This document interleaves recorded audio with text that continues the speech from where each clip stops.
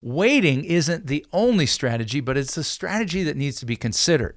And I want you to toss out empty considerations like Social Security going away, and I want you to focus on maximizing one of the biggest assets that you have in retirement.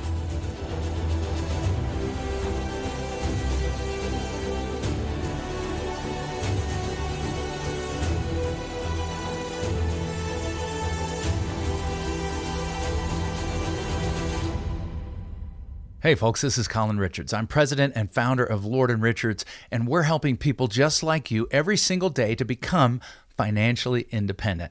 And I'm in the middle of a series on the top questions that people have about retirement. And of course, one of the biggest ones is, do I have enough to retire? And so in our previous segment, we talked about age as a key factor.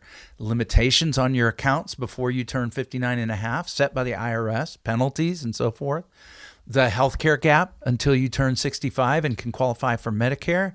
The Social Security gap until you turn 62, your earliest opportunity for most people to take benefits, excluding widows and some other circumstances. And then those of you who have pensions might need to consider the gap until your pension kicks in. But once we get past the question of age and whether we have the resources to retire early, if you're retiring at a more moderate date, or if we figured out how to address those four key concerns of retiring early, then we've got to address the number one source of income. The top source of income that most people will have is Social Security. Social Security. And this is a big, complex program that has been around a long time and has picked up a whole lot of complexity as the years have gone by. Now, Congress has stepped in several times, first of all, to make sure Social Security is going to be there for you. So I want you to stop asking that question, okay? Because every time we get close to another threshold where people are saying, it's going to go away, recognize that if Congress literally does nothing until the 2030s, when the Social Security Trust is scheduled to go to zero on its surplus, it just means a reduction in benefits, not an elimination of the program. So stop going down that rabbit hole. So what we know, though, is for people who are younger looking into the future of Social Security, there may be some negative adjustments like increasing the retirement age or reducing cost of living adjustments and so forth. For a lot of people, it may mean during your working years, you got to pay more into the system. So these are all easy fixes. It's just a question of which politicians have the guts and when to fix those issues, but they will be fixed. Now, once we get past the question of if it's going to be there, for most Americans, this is going to represent as much as a third of where you get your money for retirement. Now, sadly, when surveys are done, we find a lot of people are forced to continue working in retirement, and that's another approximate third. But for our clients at Lord & Richards, we want to take that piece out, right?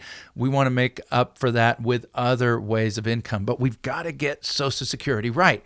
Some people have the mistaken view that the best plan, maybe because, again, they're still worried about Social Security solvency, is to just get it while the getting's good. You know, you may still even be working at 62 and you want to take that money out. Let me discourage you from doing that. First of all, there's going to be an offset, and some of that money is going to be held back and then paid back to you later. So it's a bit of an exercise in futility, depending on how much you make. The best plan for Social Security, listen to me, whether you've gone out and played with calculators or if you've got advanced planning software like we do, the best approach to Social Security is take it when it is needed and not a minute before. Take Social Security when it is needed and not a minute before. Why is that? Well, delayed retirement credits are something built into our Social Security system that causes significant increases in the payout for those who wait. It's approximately 5 to 6% per year from age 62, the earliest starting age for traditional Social Security, up till age 67, which is the full retirement age for most people. So from 62 to 67, you're going to get potentially 30% more benefit. And then on top of that, for those who wait from 67 to 70, you get an 8% simple increase, about another 24% increase in your benefit, not counting cost of living increases, which can make that more. So folks, waiting isn't the only strategy, but it's a strategy that needs to be considered. And I want you to toss out empty considerations like Social Security going away. And I want you to focus on maximizing one of the biggest assets that you have in retirement. So make sure you've got this down. Now, one of the great things is we geek out about Social Security. I've been teaching on this for a long time. My team and I are up to speed, and we want to help you. Another consideration, are you single or are you married? One thing about being single, it's kind of punished in our society because of the tax brackets that single people come under. So we've got to bring taxes into consideration. And depending on how much you might earn over and above your Social Security check, you may face significant taxes on not only that income, but on your Social Security check itself. Up to 85% of that check could be taxable to you. So we want to take that into account. Single folks have an easier consideration, right? It's just, when do I take it because I need it? Do I want to max it out and work until I'm 70 and then take it? Or do I want to retire earlier at 62, 67, or somewhere in between?